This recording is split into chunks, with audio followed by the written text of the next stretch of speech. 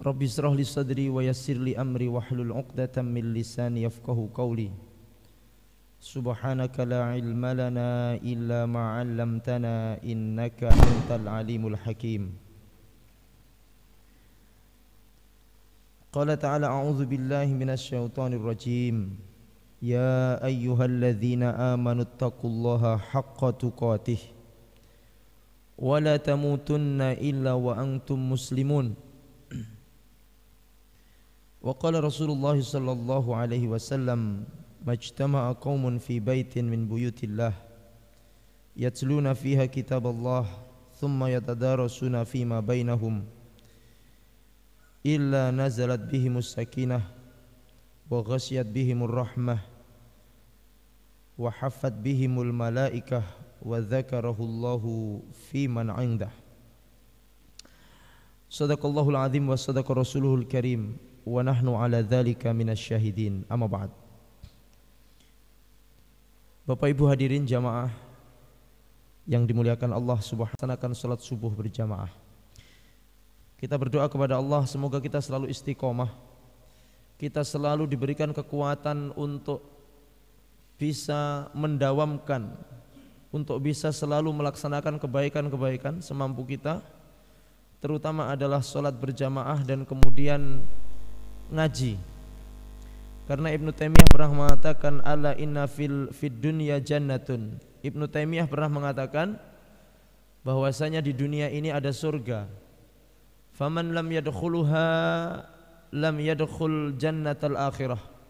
Siapa yang tidak masuk atau tidak pernah masuk ke dalam surga yang ada di dunia, maka falam yadkhul jannatal akhirah, maka dia tidak akan masuk ke dalam surga yang ada di akhirat. Ketika ditanya oleh sahabat Ibnu Taimiyah, wa ma hiya jannatud dunya, apakah yang disebut dengan surga yang ada di dunia? Maka Ibnu Taimiyah menjawab, al jannatu fid dunya majalisul ilmi. Surga yang ada di dunia itu adalah majelis-majelis ilmu. Oleh karena itu dengan hadirnya panjenengan di majelis ilmu pada kesempatan pagi hari ini minimal adalah usaha kita untuk kita nanti masuk ke dalam surganya Allah yang ada di akhirat. Amin ya rabbal alamin. Hadirin dan seluruh pemirsa narasi dakwah yang dimuliakan Allah Subhanahu wa ta'ala, langsung saja kita masuk ke dalam pembahasan. Di pertemuan yang lalu, di pertemuan Sabtu yang lalu, kita telah membaca hadis nomor 119 dari kitab Syama'ilun Nabi sallallahu alaihi wasallam karangan Imam At-Tirmidzi, di mana di hadis nomor 119 ini menceritakan tentang pakaian Rasulullah sallallahu alaihi wasallam ketika menghadap kepada Allah ketika beliau wafat. Dikatakan oleh Sayyidatuna Aisyah radhiyallahu taala anha, qubida ruhu Rasulillah sallallahu alaihi wasallam fi hadaini. Rasulullah meninggal dunia dalam dua pakaian ini. Dalam pakaian apa? Yang pertama adalah kisah itu potongan kain yang sebelah atas, wa izar, dan potongan kain sebelah bawah. Kemarin juga kita terangkan, hadirin yang dimuliakan Allah dan seluruh pemirsa, tentang saat-saat menjelang wafatnya Rasulullah sallallahu alaihi wasallam. Insyaallah sudah sampai ke hari yang kelima. 5 hari sebelum wafatnya Rasulullah sallallahu alaihi wasallam, beliau berkhutbah, berbicara di depan sahabat, di depan masjid atau di dalam Masjid Nabawi, yang intinya beliau minta urusan-urusan beliau dengan umat, dengan para sahabat diselesaikan hari itu. Pada saat itu terjadilah kisos. Siapa yang pernah aku pukul punggungnya, kata Rasulullah, maka inilah punggungku, tuntutlah balas kepadaku, sebelum nanti aku dimintai balasan di hadapan Allah Subhanahu wa ta'ala. Kemudian siapa yang pernah aku hina harga dirinya, maka kemudian inilah harga diriku, silahkan untuk kalian hina. Kemudian juga dalam satu kesempatan Rasulullah mengatakan, siapa yang pernah aku hutangi, maka sekarang tuntutlah, mintalah kepada Fadl bin Abbas, bendahara Rasulullah, untuk membayarkan hutang-hutangnya 5 hari sebelum wafatnya Rasulullah sallallahu alaihi wasallam. 4 hari sebelum wafatnya Rasulullah, tepatnya pada hari Kamis. Karena Rasulullah wafat di hari Senin, waktunya adalah waktu duha. Hari Kamis, 4 hari sebelum wafatnya Rasulullah sallallahu alaihi wasallam, pada saat itu beliau merasakan sakit yang luar biasa. Di hari Kamis ini Rasulullah merasakan sakit yang sangat-sangat sakit. Beliau sedang dalam keadaan yang sangat parah. Kemudian beliau pada saat merasakan sakit yang luar biasa itu berpesan kepada Aisyah radhiyallahu taala anha untuk menghadirkan para jamaah atau para sahabat ke hadapan Rasulullah sallallahu alaihi wasallam. Beliau mengatakan, "Kemarilah wahai para sahabat, aku akan menuliskan kepada kalian pesan di mana tidak akan tersesat kalian setelah mendengarkan pesan-pesan dariku," kata Rasulullah sallallahu alaihi wasallam. Sekarang ada kemajuan ya, tambah pastel ini. Masya Allah. Nggih, monggo silakan. Jadi tidak ada alasan ngantuk nggih Bapak Ibu nggih. Nah, kalau mulai ngantuk dibuka plastiknya, dimakan itu, insya Allah udah ngantuk. Karena tidak ada orang ngantuk makan, itu tidak ada. Tayyib. Pokoknya ini dimakan ketika mulai terasa apa? Ngantuk. Lek ngantuk jangan dimakan dulu nggih. Saya takut kalau belum ngantuk dimakan terus malah ngantuk. Pokoknya makannya nanti ketika mulai merasa geliar-geliar gitu makan ya. Baik, kita fokus lagi hadirin. 4 hari sebelum wafatnya Rasulullah sallallahu alaihi wasallam, beliau meminta para sahabat untuk mendekat kepada beliau. Padahal pada saat itu beliau sallallahu alaihi wasallam sedang dalam puncak-puncaknya sakit.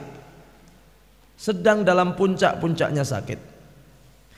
Beliau mengatakan, "Kemarilah wahai para sahabat, aku akan menyampaikan kepada kalian pesan-pesan di mana apabila kalian berpegang kepada pesan-pesan yang aku sampaikan, maka kalian tidak akan tersesat," kata Rasulullah sallallahu alaihi wasallam. Kemudian hadirin yang dimuliakan Allah, beberapa sahabat menganggap bahwa Rasulullah pada saat itu sedang dalam kondisi tidak sadar. Ngeten nggih, ini Sayyidina Umar menganggap bahwa Rasulullah ini sedang dalam kondisi yang sakit parah sehingga beliau tidak menyadari apa yang beliau katakan. Lek cara sakniki napa nggih? Napa Pak? Deleming. Bapak Ibu kalau sedang merasakan panas yang luar biasa, biasanya kan deleming ya. Deleming itu di bawah alam sadar mengatakan sesuatu yang kita sendiri tidak menyadarinya. Dulu pernah kami juga kena tipes, waktu itu panasnya tinggi sekali, 39 mungkin atau berapa. Waktu itu kami mengira bahwa kami berjalan di satu tempat, kemudian saking panasnya mandi. Padahal dan kami ngomong sendiri gitu, kata yang nungguin, "Tadi kamu ngomong sendiri loh." Iya toh, iya kamu ngomong sendiri. Nah, maka seperti itu, orang yang sedang dalam puncak-puncak sakit, dia akan merasakan sesuatu yang atau mengatakan sesuatu yang mungkin tidak disadarinya, alias deleming. Karena Rasulullah SAW juga manusia biasa, kata Umar bin Khattab. Tetapi sebagian yang lain mengatakan enggak mungkin Rasulullah deleming, enggak mungkin Rasulullah mengatakan sesuatu yang tidak disadarinya. Akhirnya terjadilah pertengkaran hadirin. Waktu itu bertengkar para sahabat di rumah Rasulullah. Yang satu mengatakan Rasulullah itu deleming, wal iyadzubillah. Yang satu mengatakan Rasulullah itu dalam keadaan sadar. Akhirnya cekcok di dalam rumah Rasulullah SAW. Dan Rasulullah SAW mengatakan, "Sudah, yang menganggap aku deleming pergi dari rumahku." Oh, ini menandakan bahwa Rasulullah tidak deleming.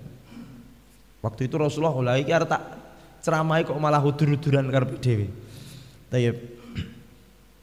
Kemudian Rasulullah mewasiatkan 3 perkara pada saat itu hadirin. 4 hari menjelang wafat, di tengah puncak rasa sakit yang luar biasa, Rasulullah mewasiatkan 3 perkara. Wasiat yang pertama yang disampaikan oleh Rasulullah SAW kepada para sahabat 4 hari sebelum wafat adalah, yang pertama, beliau berwasiat untuk mengeluarkan orang-orang Yahudi dan Nasrani dan orang-orang musyrik dari Jazirah Arab. Jadi pesan Rasulullah SAW yang pertama adalah supaya kaum muslimin mengusir, mengeluarkan orang-orang Yahudi, ya, mengeluarkan orang-orang Nasrani dan orang-orang musyrik dari Jazirah Arab. Karena mohon maaf, pada saat itu memang sangat-sangat ngerecoki banget. Orang-orang non muslim pada saat itu banyak yang munafik, Bapak Ibu. Rasulullah SAW dan para sahabat ingin berbuat baik, tapi mereka malah air susu dibalas dengan air tuba. Makanya Rasulullah memerintahkan usir mereka dari tanah Arab. Dan sekarang kalau jenengan masuk Arab Saudi, ya tidak ada selain orang Islam. Tidak ada. Bahkan tanah haram itu tidak boleh dimasuki kecuali umat Islam. Kemudian wasiat yang kedua Rasulullah SAW kepada para sahabat adalah agar memberikan penghargaan kepada para utusan delegasi sebagaimana yang telah beliau berikan kepada mereka sebelumnya. Rasulullah ini sangat menghormati delegasi, utusan. Kalau sekarang duta besar. Makanya jenengan kalau lihat gajinya duta besar itu sangat besar. Jenengan kalau pengen kaya jadilah duta besar, nggih. Ya lek kadung ras itu iso dadi duta ya putra-putra jenengan. Duta-duta besar itu dia bisa keliling dunia, dia bisa mempelajari kultur kebudayaan masyarakat di negara yang lain, dia bisa berwawasan luas karena hidup di negara yang lain, gajinya pun besar. Duta-duta besar, jangankan duta besar, home staff. Home staff itu stafnya duta besar yang memang home staff, pegawai negeri yang dia bekerja di kedutaan itu gajinya besar. Bahkan lokal staff saja, lokal staff itu swasta, nggak cara saiki GTT lah, guru swasta, tapi dia ikut bekerja di kedutaan besar, itu gajinya besar. Karena memang tanggung jawabnya berat dan besar. Dia membawa nama baik negara, menyampaikan apa yang dikehendaki oleh kepala negara kepada negara yang lain, menjalin hubungan antara kedua negara. Makanya kemudian Rasulullah sangat menghargai para delegasi, para utusan, para safir, para duta. Karena juga taruhannya nyawa hadirin. Coba bayangkan, seorang utusan dikirim ke negara kafir, ke negara yang tidak mengenal Islam, taruhannya kan nyawa. Kalau mau kan dibunuh saja itu. Maka dari itu yang kedua, beliau berpesan bahwa berilah penghargaan yang besar kepada para utusan, kepada para duta besar, kepada para duta, sebagaimana Rasulullah telah memberikan penghargaan yang besar sebelumnya. Wasiat yang ketiga Rasulullah SAW kepada para sahabat adalah agar mereka berpegang teguh kepada Al-Quran dan Sunnah. Wasiat yang ketiga adalah seperti yang kita dengar dalam hadis-hadis itu, taraktu fikum amrayni, saya tinggalkan kepada kalian 2 perkara. Ya, lan tadilla abadan in tamassaktum bihima, kalian tidak akan sesat kalau kalian berpegang kencang, berpegang erat pada 2 perkara itu. Apa itu? Kitabullah wa sunnati, kitab Allah, Al-Quran dan sunnah Rasulullah SAW. Jadi yang pertama supaya mengeluarkan Yahudi, Nasrani dan musyrik dari tanah Arab. Yang kedua memberikan penghargaan besar kepada para duta besar. Dan yang ketiga adalah berpegang teguh kepada Al-Quran dan As-Sunnah. Ini pesan kepada para sahabat. Sementara ada riwayat yang lain mengatakan bahwa wasiat yang ketiga itu adalah wasiat yang mengatakan as-salatu wa ma malakat aimanukum. Jagalah salat kalian dan bertakwalah kepada Allah dalam budak-budak kalian. Artinya jangan berbuat zalim kepada para budak. Hadirin yang dimuliakan Allah dan seluruh pemirsa, walaupun Rasulullah ini sakitnya sangat parah di hari apa tadi? Di hari Kamis. Alhamdulillah masih fokus ya. Di hari apa? Tetapi beliau di hari Kamis itu masih sempat menunaikan sholat jamaah sampai hari Kamis. 4 hari sebelum wafat Rasulullah dalam keadaan sakit masih sempat menunaikan sholat jamaah sampai sholat maghrib. Jadi di hari Kamis itu sampai maghrib Rasulullah masih sempat melaksanakan sholat jamaah. Apakah itu sholat jamaah Rasulullah yang terakhir? Belum. Jadi pada hari Kamis, dinten Kamis maghrib niku Rasulullah masih sempat mengimami sholat jamaah. Dan kata Syekh Sofiyur Rahman Al-Mubarakfuri dalam kitab Ar-Rahiq Al-Mahtum, di salat maghrib itu beliau membaca wal mursalati urfa. Bapak Ibu kalau membuka juz 29 sebelum surat An-Naba amma yatasaalun itu ada surat namanya Al-Mursalat, dan beliau membaca Al-Mursalat itu. Berapa ayat Al-Mursalat? 50 ayat. Dalam keadaan sakit parah masih sempat membaca surat yang ayatnya jumlahnya 50. Kita ini sehat kan, yang dipilih kul ya ayyuhal kafirun. Baik. Rasulullah dalam sakitnya ketika sholat maghrib itu masih sempat membacakan wal mursalati urfa 50 ayat di sholat maghrib. Apakah kemudian satu surat itu dibagi menjadi 2? Wallahu a'lam bishawab. Nah, sholat apa tadi? Sholat maghrib, sholat mursalat, sholat maghrib ya. Insya Allah. Mulai tidak fokus ini. Sholat surat apa yang dibaca? Al-Mursalat. Kemudian beliau pulang lagi ke rumah karena rumahnya memang gandeng dengan masjid. Sholat isya-nya beliau ingin lagi sholat ke masjid, tapi ternyata sakit beliau semakin parah sallallahu alaihi wasallam. Beliau mengatakan kepada Aisyah radhiyallahu taala anha, bertanya kepada Aisyah, "Ya Aisyah, nggih Rasulullah, apakah orang-orang itu sudah melaksanakan sholat isya?" Karena waktu itu sudah masuk sholat isya. Kemudian Aisyah menjawab, "Belum wahai Rasulullah.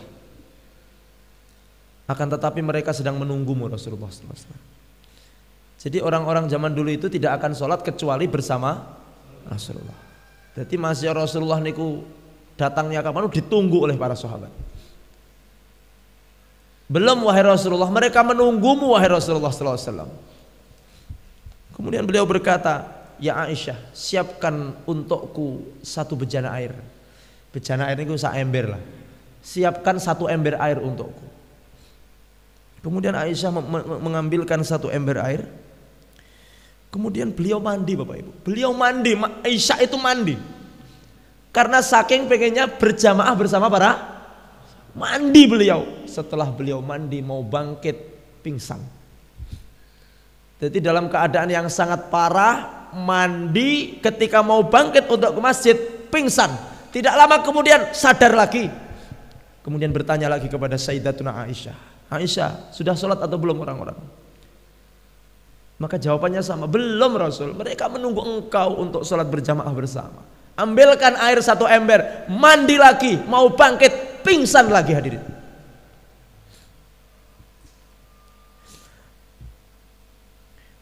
Dan ini terjadi berkali-kali.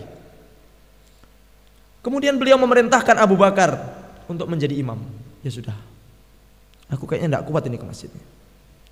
Maka beliau memerintahkan Abu Bakar As-Siddiq untuk menjadi imam pada saat itu. Abu Bakar jadi imam. Perintahkan kepada Abu Bakar, sampaikan kepada Abu Bakar untuk menjadi imam. Maka itulah awal mula Abu Bakar menjadi sholat apa Bapak Ibu? Hari apa? Hari Kamis. Sholat Isya hari Kamis Abu Bakar menjadi imam menggantikan Rasulullah SAW sampai Syekh Sofiyur Rahman mengatakan sampai 17 kali sholat. Jadi Abu Bakar menggantikan Rasulullah selama berapa kali?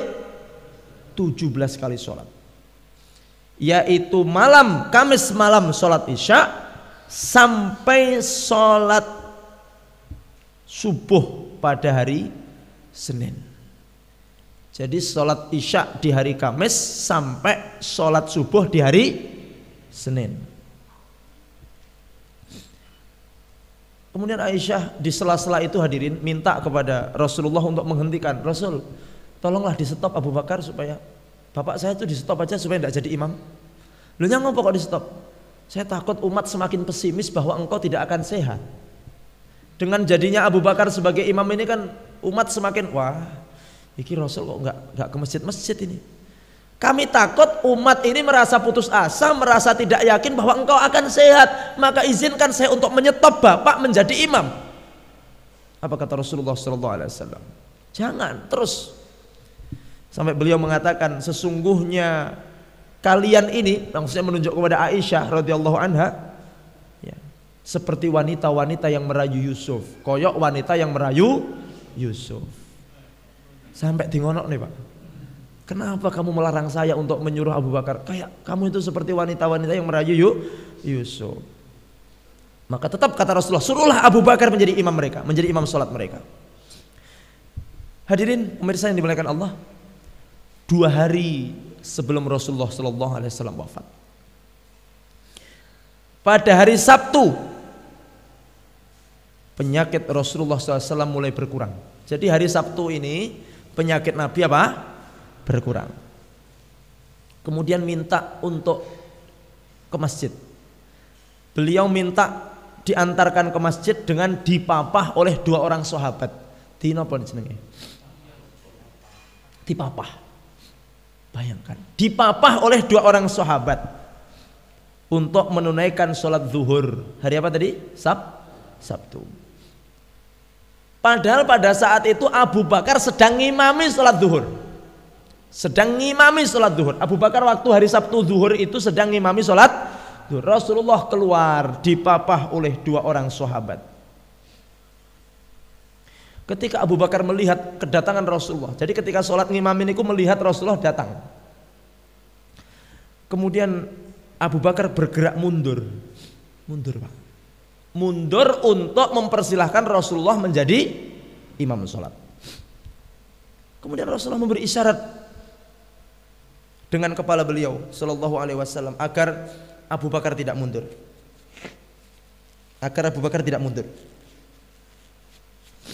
Kemudian Rasulullah SAW mengatakan kepada 2 orang yang memapah itu, dudukkan saya di samping Abu Bakar. Kemudian Rasulullah SAW didudukkan di samping sebelah kiri Abu Bakar. Di samping, berarti Rasulullah sebagai apa di situ? Kiri loh. Kalau beliau duduk di sebelah kanan, berarti beliau menjadi Rasulullah SAW didudukkan di samping kiri Abu Bakar As-Siddiq radhiyallahu anhu. Kemudian duduklah Rasulullah di sebelah kiri sehingga Abu Bakar kemudian mengikuti sholatnya Rasulullah Sallallahu Alaihi Wasallam. Karena bagaimanapun ketika Rasulullah ada, itu yang jadi imam adalah Rasulullah duduk di samping kiri Abu Bakar, kemudian Abu Bakar kemudian menjadi mengikuti Rasulullah Sallallahu Alaihi Wasallam, yang mana kemudian posisi Abu Bakar malah menjadi penyambung antara suara Rasul dengan kepada jamaah. Karena waktu itu Rasulullah sedang gerah, sedang sakit, suaranya pelan lirih, Allahu Akbar, Abu Bakar nyambung Allahu Akbar, seperti musawwib yang ada di Masjidil Haram dan Madinah itu. Jadi imamnya di sana, sholatnya depan hotel di jalan, Allahu Akbar, Allahu Akbar, posisinya seperti itu. Jadi Rasulullah SAW memimpin sholat waktu itu, Abu Bakar menyambungkan suara, menyampaikan suaranya kepada para jamaah yang ada di belakang. Kemudian sehari sebelum wafatnya Rasulullah Sallallahu Alaihi Wasallam, hari apa? Hari Ahad tadi. Sebelum Rasulullah SAW wafat, sehari beliau memerdekakan budak-budaknya, dimerdekakan budak-budak Rasulullah SAW. Inilah kemudian yang kemudian mengajarkan kepada kita bahwa Islam ini datang untuk membebaskan perbudakan, hadirin. Beliau membebaskan budak-budak yang beliau miliki. Beliau bersedekah dengan 6 atau 7 dinar yang beliau miliki. Diterangkan dalam sirah Ibnu Sa'ad. Kemudian beliau juga memberikan senjata-senjatanya kepada kaum muslimin. Di malam harinya, hadirin yang dimuliakan Allah, Sayyidatuna Aisyah di malam Seninnya Beliau datang ke rumah tetangga, datang ke rumah tetangganya, membawa lampu sambil mengatakan kepada tetangganya, berikanlah minyak ke dalam lampu yang aku bawa ini. Jadi waktu itu memang tidak punya apa, sampai lampu minyak saja datang kepada tetangga, minta minyak kepada tetangga untuk mengisi lampu yang beliau bawa itu dengan minyak. Subhanallah. Hadirin yang dimuliakan Allah Subhanahu wa taala. Yang pada saat itu memang baju besinya Nabi masih tergadai, hadirin. Digadai untuk ditukar dengan 30 sok gandum. Waktu itu sampai beliau wafat baju besi itu masih tergadai. Baik. Hari terakhir menjelang Rasulullah SAW wafat. Anas bin Malik mengatakan, kaum muslimin pada saat itu sholat subuh pada hari Senin. Imamnya siapa? Abu Bakar As-Siddiq radhiyallahu taala anhu. Secara tiba-tiba Rasulullah membuka tirai kamar. Karena kamar Nabi dengan masjid itu ya hanya dipisahkan dengan apa?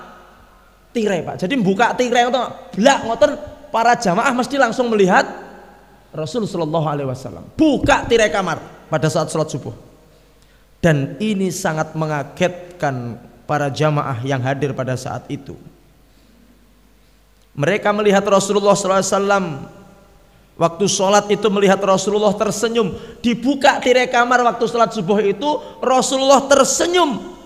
Maka spontan Abu Bakar melihat Rasul mundur, Pak. Padahal baru melihat Rasul tersenyum dari kamar beliau Sallallahu Alaihi Wasallam. Abu Bakar langsung mundur karena mengira bahwa Rasulullah akan datang dan akan menjadi imam sholatnya. Tapi Rasulullah menunjuk untuk tetap berdiri di posisi imam, tetap di posisi imam. Kemudian Rasulullah menutup kembali tirainya, dan Rasulullah pada saat itu tidak lagi menjumpai sholat setelah sholat subuh. Artinya apa? Rasulullah di sholat subuh itu adalah sholat terakhir, tidak menjumpai lagi sholat zuhur.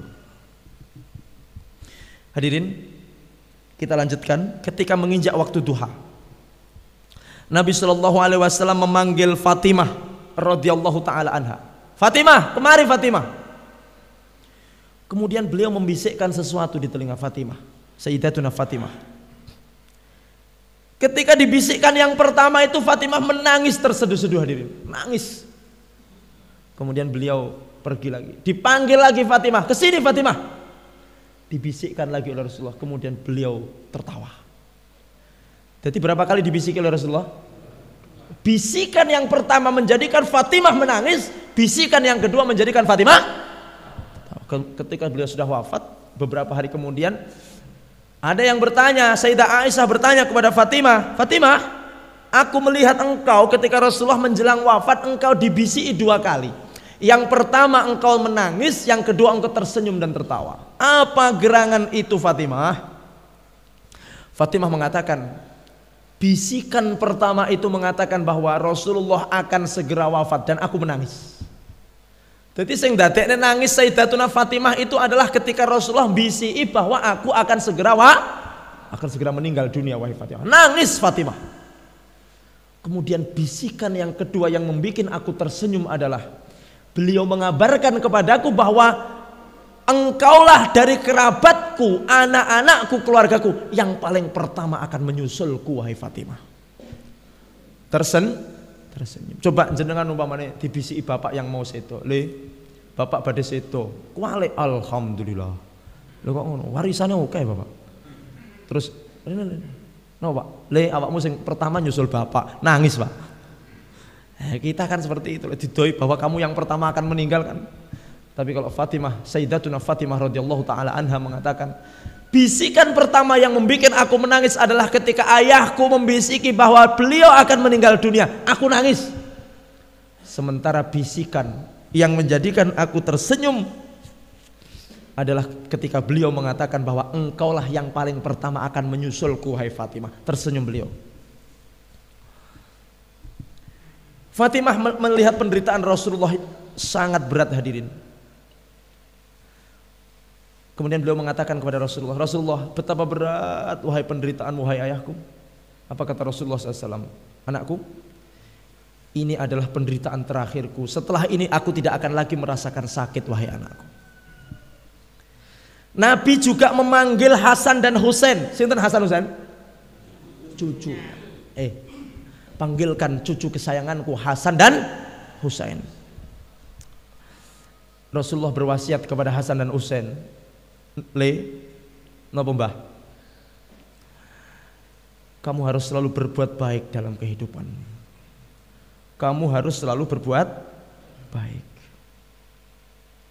Kemudian Rasulullah memanggil istri-istri beliau sallallahu alaihi wasallam ke sini, semuanya dikumpulkan, wasiat untuk selalu berbuat baik, mengingatkan mereka untuk selalu rukun dan berbuat baik. Ya. Napa niki? Orang itu kalau sudah mau meninggal, menyampaikan wasiat itu tidak akan bohong. Ya. Wong itu tukang ngapusi, tukang glithok, ahli ngapusi, ahli lecet nih kalau cara Jawa. Lek sudah mau meninggal dia tidak akan mengapusi lagi. Namanya wasiat. Nah, seseorang yang masih diperkenankan untuk menyampaikan wasiat itu harus bersyukur. Ada orang yang belum sempat wasiat itu sudah meninggal. Banyak, Pak. Ngaji ngeten iki rong sempat wasiat terus innalillahi wa inna ilaihi raji'un. Makan pastel keselak innalillahi wa inna ilaihi raji'un. Ada. Makanya baca bismillah dulu nggih. Tapi biasanya orang yang akan meninggal kalau dia muslim, kalau dia beriman, dia biasanya akan pesen. Dia suka menasihati anaknya, le, ojo sampai teledor salatmu ya le. Dia pesan kepada istrinya, nduk, bu, lek metu sak metu mbok yo jilbaban. Iki nyapa to bapak kok pesen terus iki? Oh ternyata itu wasiat. Ibu-ibu kalau bapak sering pesen, meh biasanya. Siap-siap. Bapak kayaknya apa ya, kayaknya ratau nasihati kok malah seneng nasihati. Oh itu bisa jadi wasiat itu. Istri juga begitu Pak. Biasanya teng jenengan kok nyentaan, ndak sayang, terus bareng malah terus no. Hati-hati Pak. Istri saya kok malah terus no teng kula Pak. Nah itu. Dan itu biasanya tanda husnul. Orang yang mau mati husnul khotimah itu biasanya menjadi baik sebelum wafatnya. Makanya kemudian banyak orang itu ketika dia menceritakan bapaknya, ibunya yang meninggal itu, iya bapak saya itu sering pesan kepada saya, sering wasiat kepada saya. Nah Rasulullah Shallallahu Alaihi Wasallam memanggil istri-istrinya untuk dinasehati. Dan bapak ibu, sedekah. Kalau memang jenengan belum mampu untuk bersedekah di masa hidup panjenengan, maka minimal wasiatkan untuk bersedekah kepada anak-anak kita, ahli waris kita. Bapak besok lek sampai ketekan mati terus urung iso sempat sedekah, tulung aku sedekahno. Lho ndamel ya trone sinten? Ya dhuwitmu. Lah bapak ra duwe dhuwit to. Nggih, Pak, minimal jangan sampai tidak wasiat untuk sedekah. Contoh, ngedol lemah gak payu-payu. Aku ki ngedol lemah pengen tak jariah ning pondok, pengen tak jariah ning masjid. Tapi kok sampai aku arep koyok ngene keadaanku kok rong payu-payu. Sampai beliau wafat belum laku, kemudian baru laku setelah wafat. Sedekahkan. Ini sedekah jariah. Beda kalau orang tua ndak pernah niatan sedekah. Duit kok nggih Pak. Ya disimpen nggih anak. Lemah nggih anak, kabeh nggih anak. Dia meninggal dalam keadaan tidak pernah meninggalkan sedekah jariah. Rugi hadirin. Rugi. Makanya pemung sehat ngeten iki jenengan jariah. Jariah nggih? Insyaallah siap? Siap. Banyak yang bisa panjenengan jariahi. Pondok pesantren ada. Kita sedang membangun pondok pesantren yang MBS yang ada di Pogalan itu. Masjid ada, mobil NDO ada. Pokoknya Arab jariah niku banyak. Ustadz saya bingung punya uang 1 miliar ini saya jariahkan kemana? Sudah serahkan ke kita, insya Allah kita nah, insya Allah. Oleh karena itu kita doakan semua jamaah yang menonton dan yang hadir di masjid ini semuanya Allah berikan rezeki yang barokah, yang lancar, amin ya rabbal alamin. Penyakit Rasulullah bertambah parah. Apalagi pada saat itu muncul pengaruh racun. Karena Rasulullah waktu perang Khaybar itu pernah makan makanan yang dicampur racun hadirin. Waktu itu tidak ngefek karena badannya masih sehat. Ketika menjelang wafat, racun itu mulai bereaksi kembali. Jadi kalau orang-orang Syiah menuduh Sayyidatuna Aisyah yang meracun Rasulullah, ini adalah fitnah yang keji. Orang-orang Syiah itu mengatakan wafatnya Nabi, matinya Nabi itu karena diracun oleh Sayyidatuna Aisyah. Makanya orang Syiah itu menuduh Sayyidatuna Aisyah itu pembunuh Rasulullah SAW. Sampai dikatakan itu penghulu wanita penghulu ahli neraka. Wal iyadzubillah. Makanya orang-orang Syiah itu sangat benci kepada Sayyidatuna Aisyah, sangat benci kepada Abu Bakar, sangat benci kepada Umar, sangat benci kepada Utsman radhiyallahu taala anhum. Ternyata memang racun yang nampak itu racun ketika perang Khaybar, beliau makan makanan dan pada saat itu bercampur dengan racun. Akhirnya ngefek sehingga beliau mengatakan, "Wahai Aisyah, aku masih merasakan sakit akibat racun yang pada saat perang Khaybar aku makan." Sehingga kata Rasulullah, pada saat ini aku merasakan urat nadiku seperti putus karena racun itu.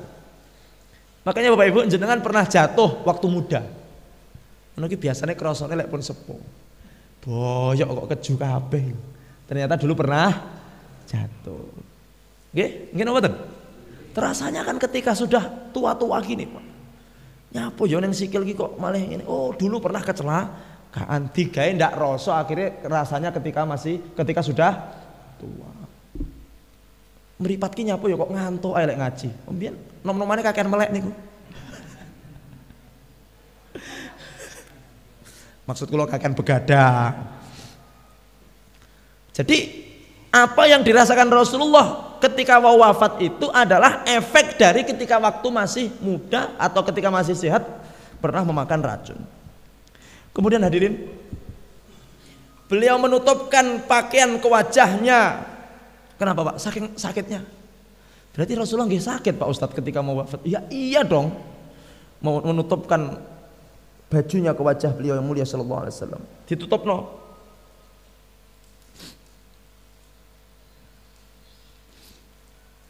Kemudian dibuka lagi oleh sallallahu alaihi wasallam, oleh Rasulullah sallallahu alaihi wasallam. Kemudian beliau berwasiat.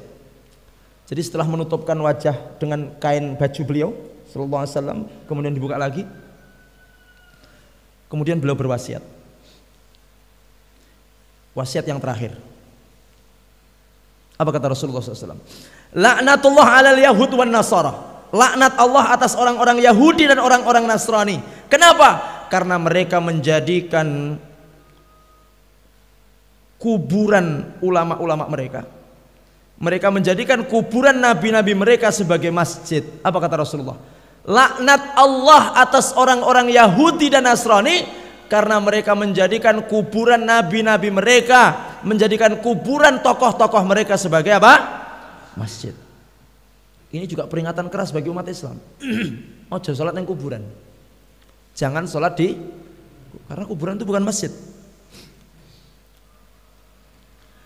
Kemudian beliau mengingatkan akan sesatnya perbuatan ini. Sehingga beliau mengatakan tidak boleh ada dua agama di negara Arab. Tidak boleh ada dua agama. Yahudi Nasrani tidak boleh ada di Arab. Kemudian beliau berwasiat kepada manusia sekata mengatakan, as-shalah, as-shalah. Apa wasiat Rasulullah? As-shalah, salatmu, salatmu, salatmu.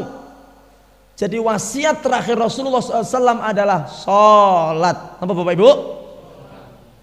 Ya Allah, salat Pak. Salat ini menjadi wasiat terakhir Rasulullah SAW. Kenapa menjadi wasiat? Karena ini perkara yang paling penting. Awwalu ma yuhasabu bihil abdu yaumal qiyamati as-shalah. Sing pertama kali dihisab, dihitung oleh Allah di hari kiamat. Napa? Sehingga dikatakan wa in soluhat lek salate api, soluhat sairul a'mal. Lek salate sae niki perbuatan setuaya niki nggih sae. Wa in fasadat lek salate rusak, fasadat sairul a'mal. Rusak kabeh amal perbuatan hadirin. Jadi kita ndak usah maaf, ndak usah bangga dengan sedekah kita. Ndak usah bangga dengan ngaji kita, nek salate dhewe tak sik bolong. Insyaallah mboten wonten sing bolong-bolong nggih. Nek jamaah wonten sik bolong-bolong. Insyaallah wonten Pak Ustaz. Ya Allah. Saya pernah ngaji di Pule ya, daerah Tanggaran kalau tidak salah. Itu ada satu masjid yang ada tulisan baliho besar begitu, laki-laki sejati sholatnya di masjid. Jadi mafhumul mukhalafahnya berarti kalau tidak sholat di masjid laki-laki. Ayo Pak, cobi masjidin jenengan jangan tulis ngoten. Lek lanang tenanan sholat neng rodok kasar gitu. Karena betul. Makanya Rasulullah pesan terakhirnya adalah as-sholat, sholatmu. Rasulullah itu Bapak Ibu, kalau sedang ngobrol ngeten iki, niku nggih akrab baik gitu Pak. Akrab, bersahaja. Tapi lek sudah terdengar panggilan sholat, seperti dia tidak kenal dengan orang di depannya. Jadi lek do ngobrol ngoten niku ya apik, tapi lek krungu Allahu Akbar, koyok gak kenal Pak. Karena fokus dengan panggilan. Kalau sholat faja'ala amamahu Ka'bah, beliau menganggap bahwa di depannya ada Ka'bah, wa khalfahu maut, di belakangnya wa yaminahul jannah wa yasaruhun nar, di sebelah kanannya beliau menganggap di situ ada surga, di sebelah kirinya beliau meyakini di situ ada neraka. Jadi sholatnya khusyuk tenan Pak. Allahu Akbar, Ka'bah, karena sajadahnya gambar Ka'bah.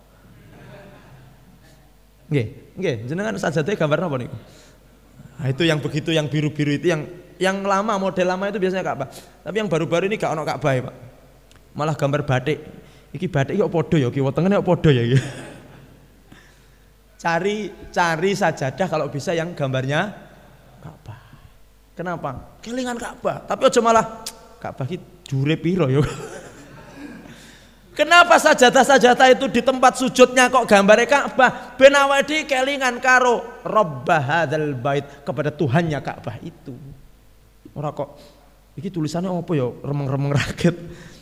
Kemudian yakini bahwa di belakang kita adalah kematian. Makanya Rasulullah selalu mengatakan sallallahu alaihi wasallam, wa sallu salatan muwadda, salato, seakan-akan ini adalah the last your prayer, akhir dari sholat kita semuanya. Anggap sholat subuh ini tadi akhir dari sholat kita. Awake dhewe gak nyedhek sholat zuhur. Lek wis ngono insyaallah salate malih. Tapi lek jenengan beranggapan, alah pomo iki subuh ra khusyuk kan sik nek luhur, asar, maghrib, isya. Lah lek ngono carane gak khusyuk iki salat tak? Nggih, insyaallah terakhir nggih salat subuh nggih.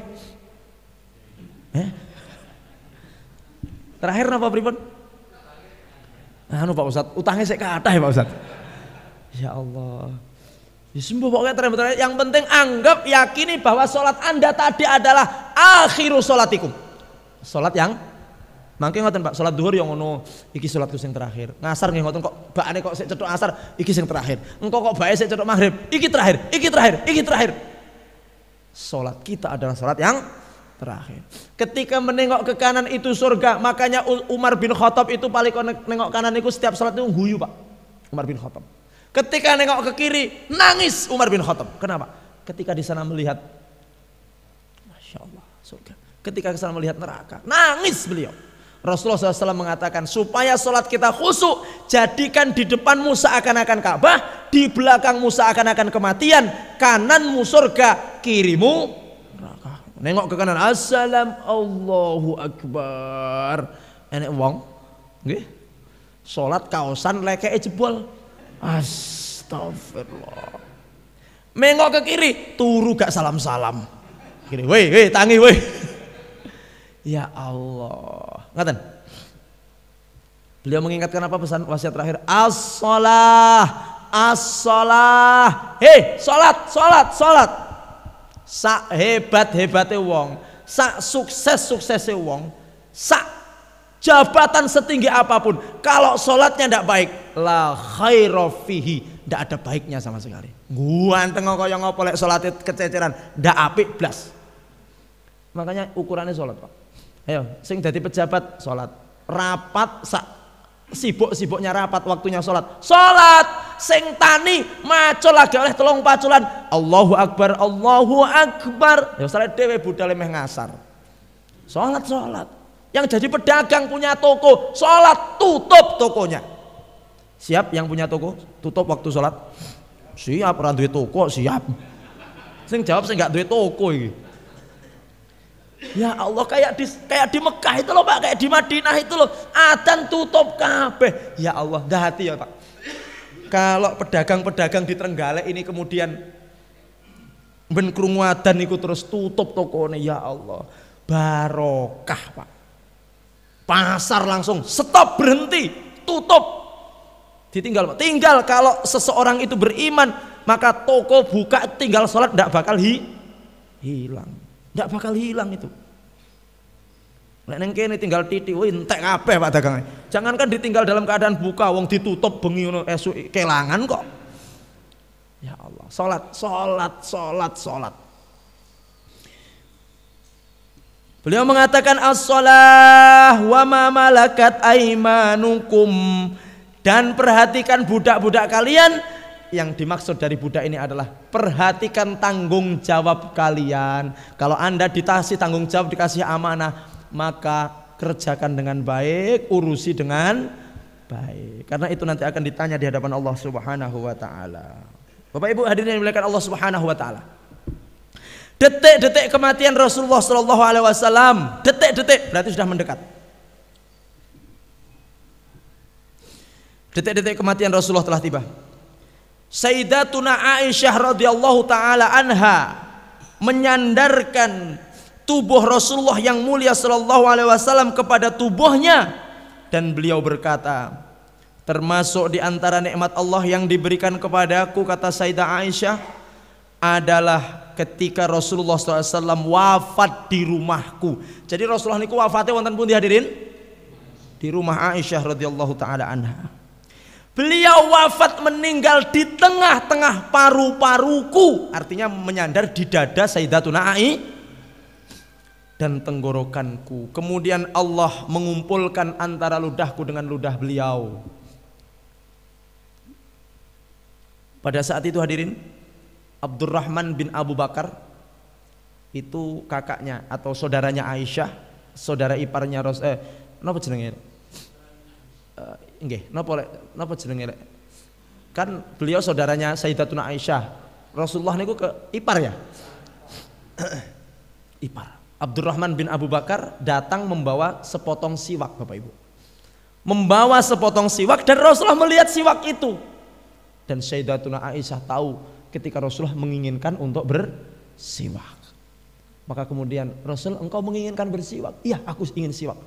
Sini, diambil. Ketika mau dicoba ternyata siwaknya masih keras hadirin. Maka kemudian, sini Rasul, aku bantu untuk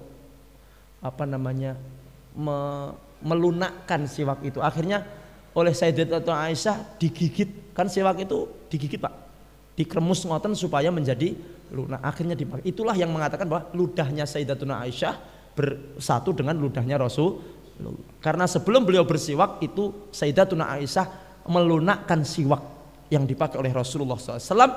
Kemudian Rasulullah bersiwak dengan sebaik-baiknya bersiwak. Kemudian setelah itu Rasulullah SAW meminta untuk dibawakan sebuah air atau air yang bejana yang berisi air. Kemudian beliau menyuruh kepada Sayyidatuna Fatimah, Fatimah, ambilkan aku seember air, kata Rasulullah SAW. Ya ayah. Diambilkan satu ember air, dimasukkan tangan beliau yang mulia sallallahu alaihi wasallam di dalam ember air itu, masukkan. Kemudian Rasulullah mengusapkan air itu ke wajah beliau yang mulia sallallahu alaihi wasallam sambil mengatakan la ilaha illallah fa inna lil mauti la syakarat.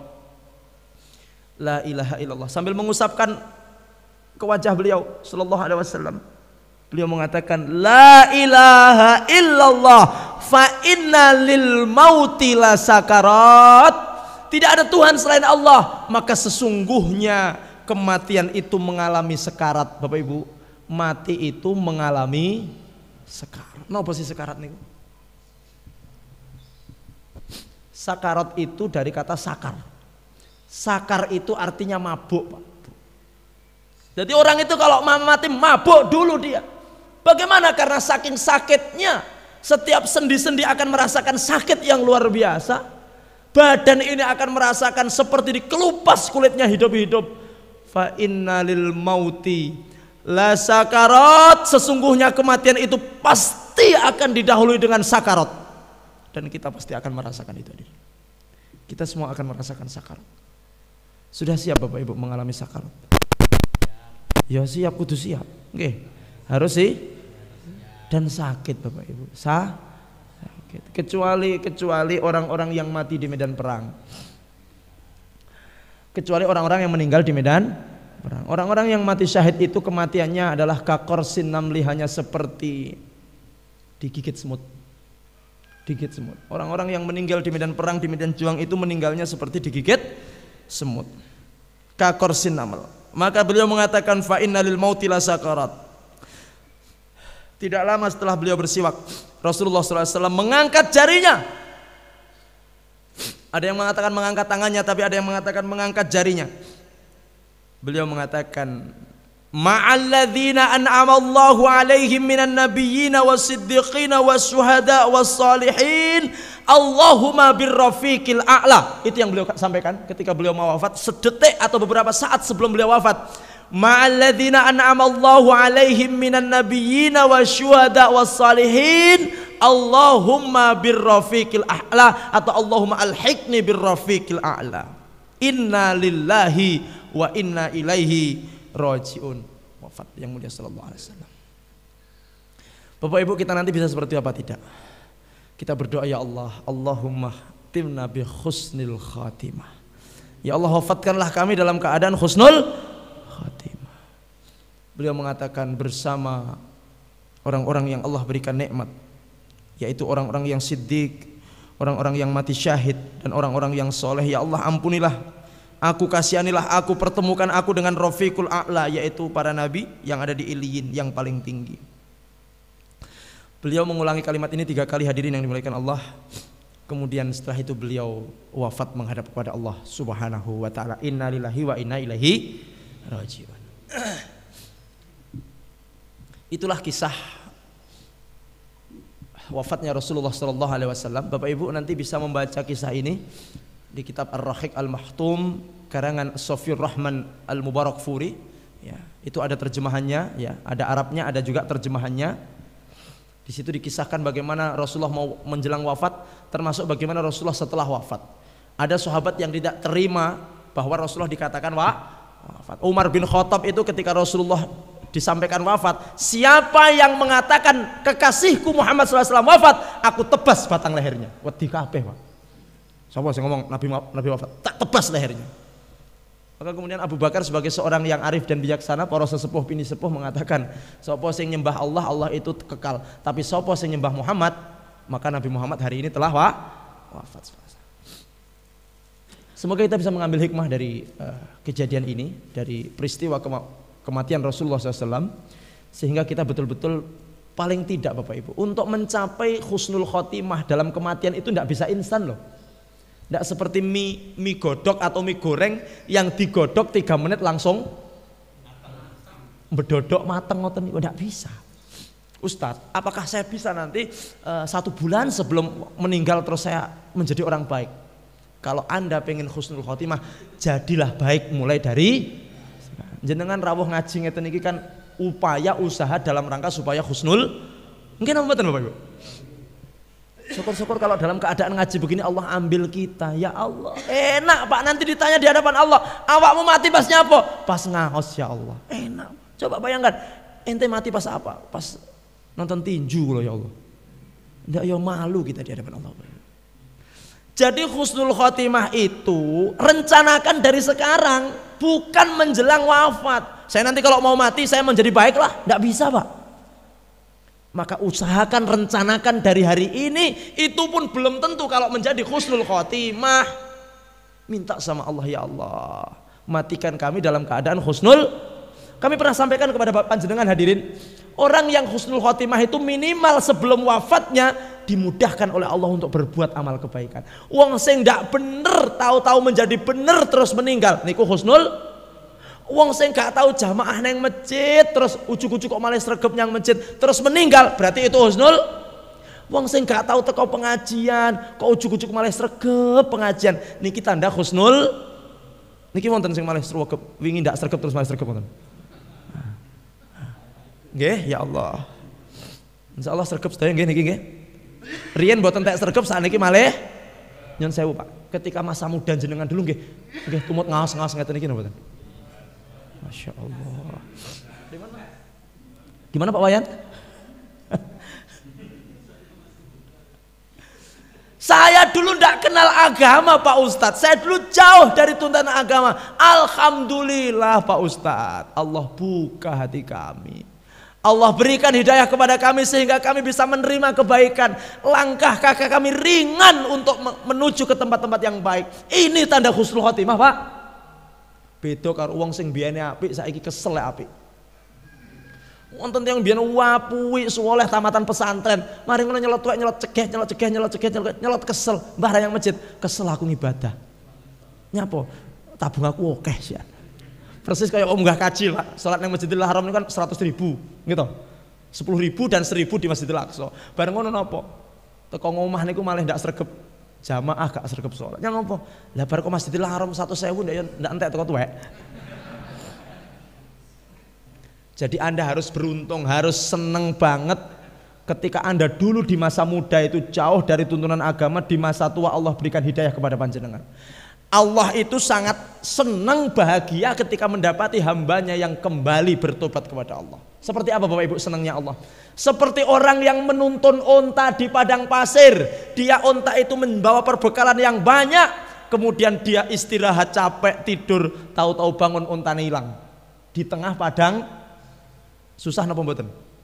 Susah bar ngono, dia cari kemana-mana, tahu-tahu onta itu datang tunuk-tunuk menyerahkan diri.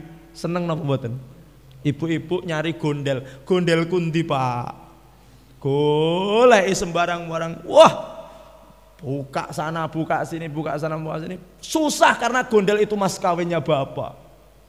Dulu bapak, aku nikahi engkau, saya terima nikahnya dengan mas kawin gondel 0,5 gram, dibayar tunai. Didadekne gondel mas kawin ternyata hilang, susah Pak. Cari kemana-mana, ternyata ya Allah Bu, neng di Pak, neng kuping dhuwur Pak niku. Lha iso kok iso pindah neng dhuwur ki piye? Meslek Pak nih Pak. Ya Allah. Baik.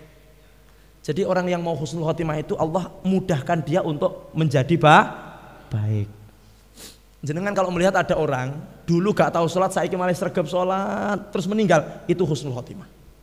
Jenengan kalau melihat orang ibu-ibu dulu gak nutup aurat, saiki malah berukut, bahkan pakainya besar longgar, meninggal, berarti itu tanda husnul.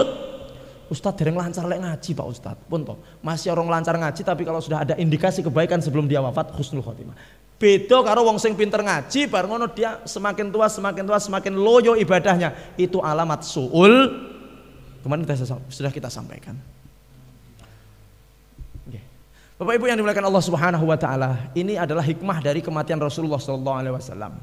Nah, sekarang coba waktu 5 atau 10 menit yang akan datang, coba kita lanjutkan ke hadis ya, selanjutnya hadis nomor 120 dari kitab Syama'ilun Nabi sallallahu alaihi wasallam.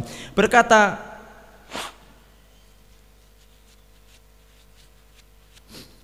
Al-Imam At-Tirmidzi rahimahullahu taala rahmatan wasi'atan. Haddatsana Mahmud bin Ghailan qala haddatsana Abu Dawud an Syu'bah anil Ash'ath bin Sulaim qala sami'tu ammati tuhaddisu an ammiha wa qala baina ana amshi bil Madinah idza insanun khalfi yaqul irfa' izaraka fa innahu atqa wa abqa fa idza huwa Rasulullah sallallahu alaihi wasallam faqultu ya Rasulullah innama hiya burdatun malha qala amma laka fiya uswatun fanadhartu fa idza izaruhu ila nisfi saqaihi. Jadi hadis ini oleh Imam At-Tirmidzi diriwayatkan dari Mahmud bin Ghailan. Bercerita kepada kami, kepada Imam At-Tirmidzi, Mahmud bin Ghailan qala, dia mengatakan bercerita kepada kami Abu Dawud, bercerita kepada kami Syu'bah dari Ash'ath bin Sulaim, dia berkata sami itu aku mendengar amati bibiku. Amati artinya bibikku. Cuman ini bibik dari jalur bapak. Jadi dalam bahasa Arab itu hadirin, kalau ada bibik dari bapak, adiknya bapak namanya ammatun. Tapi kalau bibik dari jalur ibu namanya kholah atau kholatun. Lek nenggone bahasa Jawa kan sementing bule nggih. Lek bule niku dari jalur napa?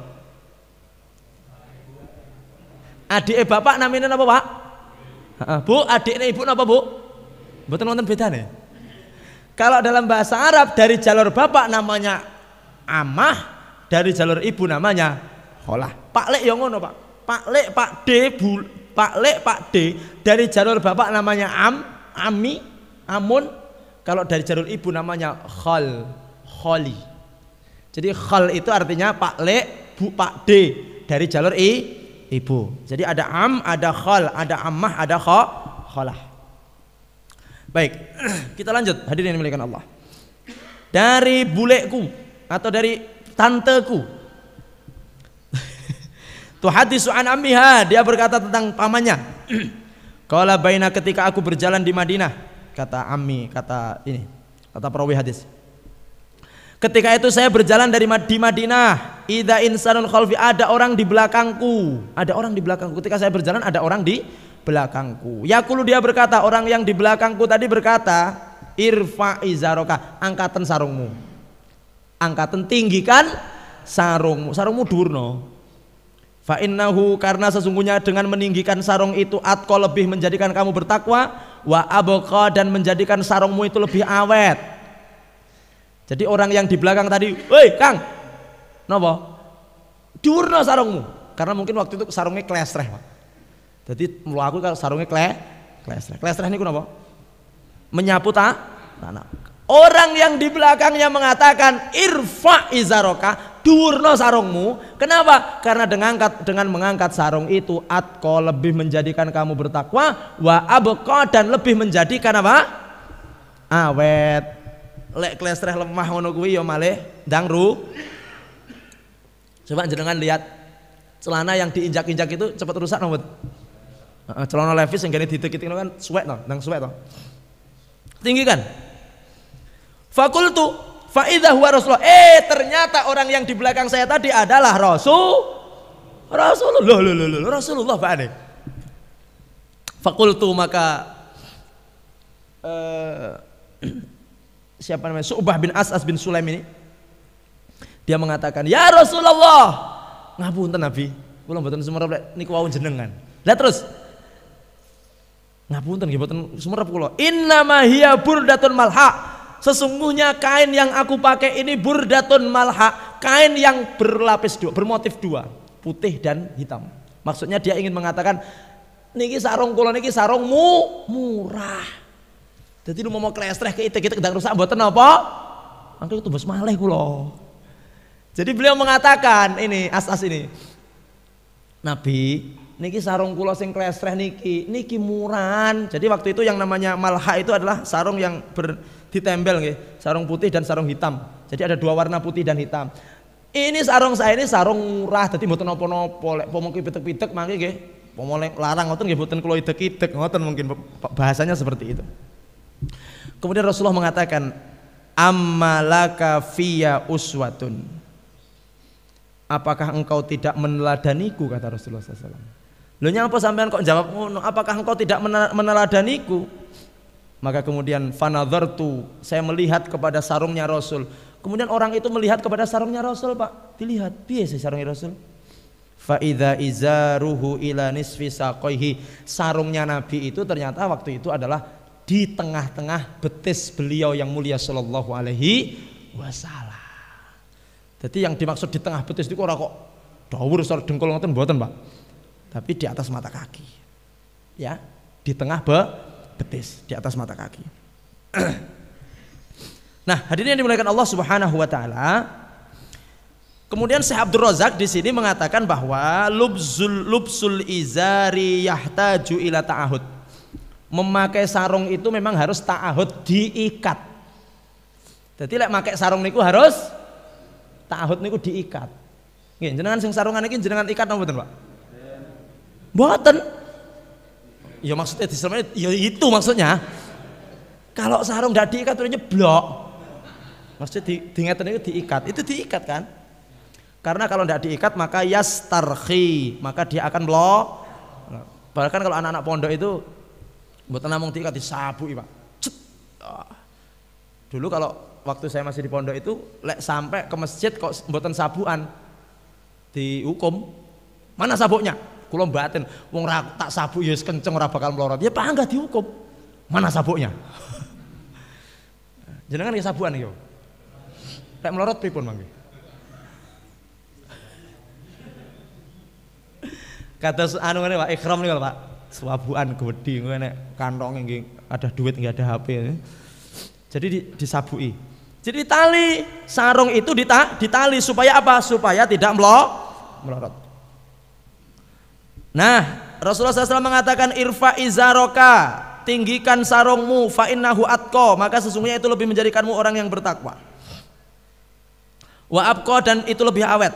Kenapa? Kalau terinjak-injak klestreh lemah maka itu akan cepat rusak. Nah, kalau Anda menjadikan sarung itu tinggi maka itu akan lebih umurnya akan lebih panjang dan akan selamat dari kotoran hadirin. Coba kalau seandainya sarung itu sampai, kan ada ya orang sarungan itu sampai klestreh lemah diinjek-injek gitu. Ya Allah, kenapa? Adem ya Pak Ustadz. Akhirnya sampai klestreh lemah. Nah, kemudian Bapak Ibu yang dimuliakan Allah Subhanahu wa taala, maka kemudian Syekh Abdul Razak kemudian mengatakan ini dalam beberapa takliknya ini, dalam beberapa keterangannya itu adalah beliau menyambungkan antara hadis ini dengan kewajiban untuk memakai sarung atau apapun celana di atas mata kaki. Dulu pernah kita sampaikan ya, dalam bab ini, dalam hal ini dulu memang ada dua pendapat ulama yang mengatakan atau yang berpendapat tentang masalah izar atau celana di atas mata kaki. Ulama-ulama yang mengatakan bahwa wajib hukumnya memakai celana atau izar di atas mata kaki itu hadis-hadis seperti hadis Imam Al-Bukhari ya, innallaha la yanzuru ila man jarra saubahu khuyala dan sebagainya. Itu beliau terangkan. Nah, jadi orang-orang kelompok pertama yang mengatakan bahwa yang namanya di atas mata kaki hukumnya wajib dan di bawah mata kaki itu haram, itu mengambil dalil-dalil ya, salah satu ada 3 golongan yang tidak Allah berbicara dengan dia di hari kiamat. Allah tidak akan melihat dia di hari kiamat dan Allah tidak mensucikan dia dan baginya siksa yang pedih. Siapa itu? Al-musbil. Musbil itu orang yang celananya panjang. Wal mannan, orang yang mengungkit pemberian. Al-munfik, munafik sil'atahu bil khalaf bil halif al-kadzib, orang-orang yang memalsukan, melariskan dagangannya dengan sumpah palsu. Nah, ini pendapat ulama pertama termasuk Syekh Abdul Razak yang mensarah buku ini. Beliau mengatakan, bahkan beliau sampai mengatakan bahwa wa mimma yu'assif lahu anna ba'du sufaha'is syabab. Beliau bahkan mengatakan sampai kita lihat anak-anak muda yang bodoh itu bahwa mereka menjulurkan izarnya, menjulurkan celananya sampai ke bawah. Beliau mengatakan seperti itu. Jadi Syekh Abdul Razak beliau berpendapat bahwa wajib hukumnya di atas mata kaki. Kalau di bawah mata kaki neraka tidak akan dilihat oleh Allah di hari kiamat dan Allah tidak akan berbicara kepada dia. Wallahu a'lam. Sementara yang kedua, pendapat yang kedua mengatakan bahwa memanjangkan mata kaki, katakan di bawah mata kaki sedikit, itu tidak sampai haram. Termasuk Imam Asy-Syafi'i mengatakan memanjangkan celana di bawah mata kaki, yang penting sedikit, tidak sampai klestreh, tidak sampai terinjak, itu hukumnya makruh, tidak sampai haram.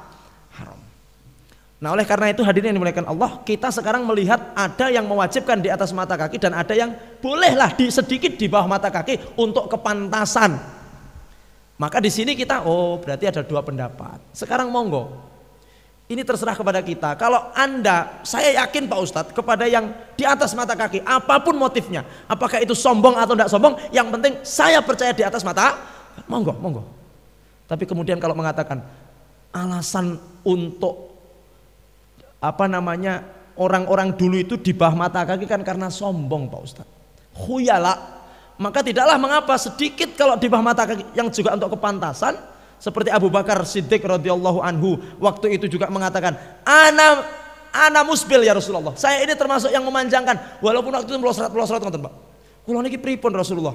Kata Rasulullah, lasta minal khuyala, kamu bukan termasuk orang yang Wallahu a'lam. Oleh karena itu tidak usah bertempur, tidak usah berdebat, tidak usah bertikai tentang masalah di atas mata kaki atau di bawah mata kaki, nggih. Jangan sampai pedot tali peseduluran, aku moh rononya apa? Celananya di bawah mata kaki. Aku ya moh rononya apa? Cingkrang. Sudah. Di sini pun juga reno-reno. Niki jenengan wonten sing di atas dan ada yang sedikit di bawah. Yang penting saya pesan tidak sampai terinjak. Itu bahaya Pak, kotor itu. Oke. Jadi silahkan jenengan, kalau Ustadz saya lebih nyaman kalau celana saya di atas mata kaki, monggo. Yang mungkin jenengan mengatakan bahwa di bawah mata kaki sedikit itu tidak sampai haram, kemudian celana Anda di bawah mata kaki, Anda tidak usah menghina, mencela, mencaci yang celananya di atas mata kaki. Demikian juga yang mungkin celananya di bawah mata kaki sedikit, tidak usah juga mengatakan, Kang banjir tuh. Tidak boleh, tidak boleh. Nah, oleh karena itu dari sini ini sebenarnya menerangkan tentang masalah itu secara panjang dan lebar. Tapi kemudian waktunya sudah jam 6 kurang seperempat, hadirin yang dimuliakan Allah. Insya Allah nanti sedikit kita bahas lagi sebelum kita lanjut ke bab nomor 19, nomor 20 dan sebagainya, bahwa tentang masalah pakaian ini sekali lagi Rasulullah memberikan kelonggaran dan keluasan kepada kita semuanya. Tidak ada pakem khusus untuk berpakaian, tidak harus seperti Rasulullah, tetapi yang penting adalah menutup aurat kita. Wallahu a'lam bishawab. Semoga kita bisa mengambil kemanfaatan dari apa yang kita sampaikan pada kesempatan pagi hari ini. Dan sekali lagi Allah selalu memberikan kepada kita keberkahan, memberikan kepada kita rahmat, taufik serta hidayah, sehingga kita menjadi orang-orang yang bahagia dunia akhirat, orang-orang yang husnul khotimah. Amin ya rabbal alamin. Ada sedikit pengumuman Bapak Ibu hadirin yang dimuliakan Allah, bahwasanya kami sampaikan kita ini masih termasuk di masa pandemi. Oleh karena itu kami sampaikan, kalau Bapak Ibu merasa kurang sehat, ya kurang sehat, apakah itu termasuk batuk atau pilek dan sebagainya, lebih baik menyimak dari rumah.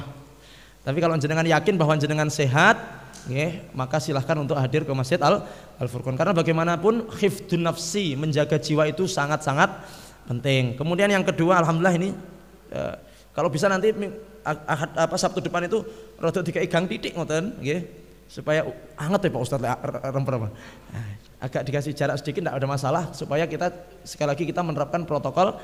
Kalau memang di dalam tidak muat karena sudah penuh, ya nanti bisa di luar. Tapi di luar itu resikonya ngantuk, nggih.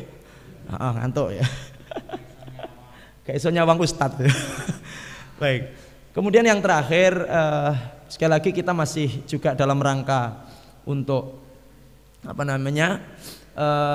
melunasi, ya, melengkapi mobil operasional kita, mobil dakwah yang diparkir sebelah selatan itu. Oleh karena itu Bapak Ibu yang jenengan ingin ikut berkontribusi dengan kami untuk pengadaan mobil dakwah, kami insya Allah akan menerima dengan senang hati, dan insya Allah itu akan menjadi amal jariah panjenengan fid dunya hatal akhirah. Amin ya rabbal alamin. Kita doakan juga semoga Allah segera mengangkat wabah virus corona ini dari alam dunia ini. Trenggalek ini dijadikan tempat yang aman, Indonesia ini aman, dan kita semuanya menjadi orang-orang yang baik dalam hal ibadah, dalam hal muamalah, dan akhirnya husnul khotimah. Amin ya rabbal alamin.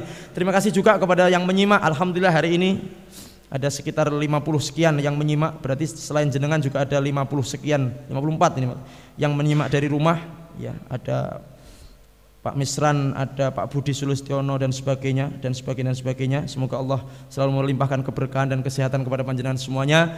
Dan jangan lupa untuk mengikuti kajian-kajian kita insyaallah di Narasi Dakwah, ya, di hari Sabtu, kemudian kadang-kadang hari Ahad, kemudian hari Jumat kajian fikih, kemudian hari Rabu itu biasanya podcast dan sebagainya. Dan insya Allah semuanya akan membawa kemanfaatan dan keberkahan bagi kita semuanya. Amin ya rabbal alamin. Mohon maaf atas segala kesalahan kekurangan. Dan setelah ini seperti biasa ada pengumuman dari takmir, panjenengan kasuwun pinarak sekedap, dan nanti kita lanjutkan dengan sholat syuruk dan sarapan bersama. Billahi taufiq wal hidayah wal afu minkum. Wassalamualaikum warahmatullahi wabarakatuh.